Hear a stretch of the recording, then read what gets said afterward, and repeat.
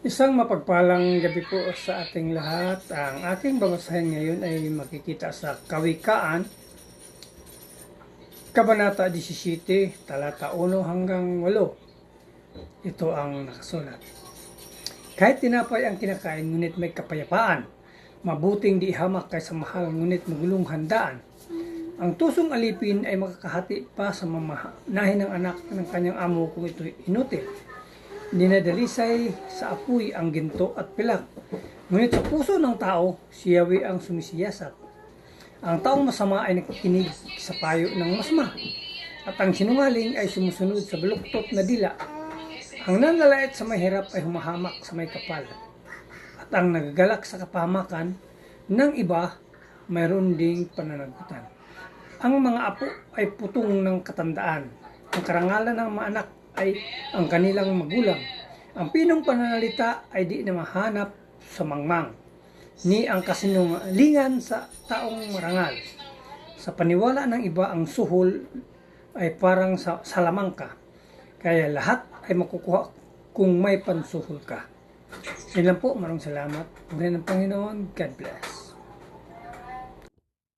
Isang mapayapang gabi po sa ating lahat. Ang aking po ibabahagi ngayong gabi ay mula po sa Aklat ng Kawikaan, Kabanata 17, sa talata 9 hanggang 12. Ito po ang naksaad.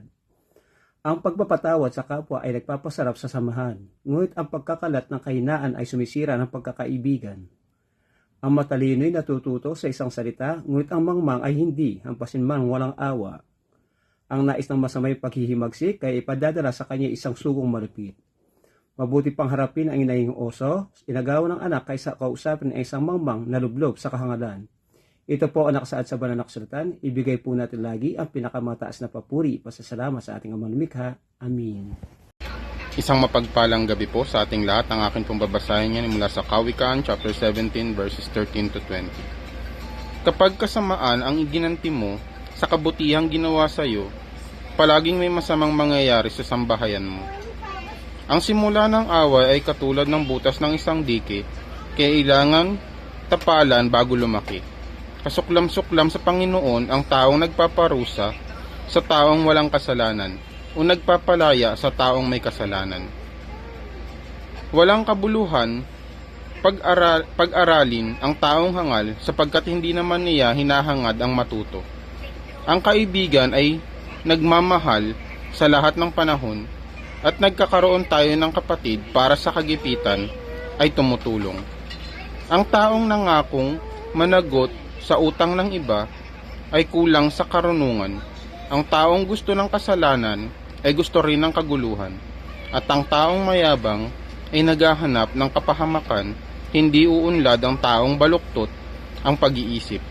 At ang taong sinungaling ay daranas ng kasawian. Amen. God bless po. Hello po, good evening. Ang aking Bible verse for today is from the book of Proverbs chapter 17 verses 21 to 24. Ang mga magulang ng anak na mangmang, sakit sa damdamin ang nararanasan. Ang pagkamasayahin ay mabuti sa katawan at ang malungkuti unti-unting namamatay. Ang katarungan ay hindi nakakamtan, kung itong masama, suhol ay patulan. Karunungan ang pangarap ng taong may unawa, ngunit ang isip ng mangmang ay pagala-gala. Amen. Ang mabuting balita ng ating Panginoon. Muli po, isang mapagpalang araw po muli sa ating lahat. At tayo po ay nasa Proverbs chapter 17 verse 25 to 28. So sabi po dito, ang hangal na anak ay nagdudulot ng kalungkutan sa kanyang ama at kapaitan sa kanyang ina.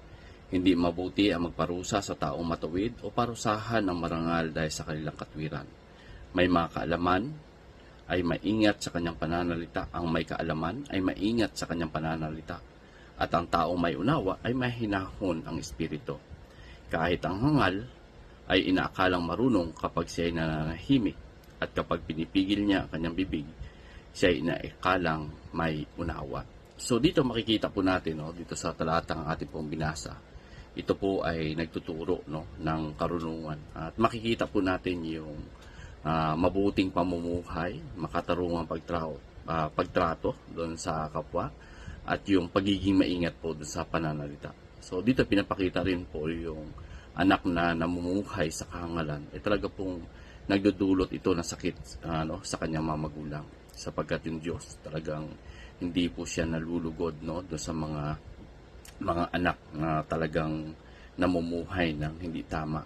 At dito sa ating pong binasa, makikita din po natin na yung tunay na matalino ay hindi po siya padalos-dalos magsalita, kundi marunong po siyang magtimpi. So maging ang isang hangal ay maaari po magmukhang marunong kung marunong siyang manahimik.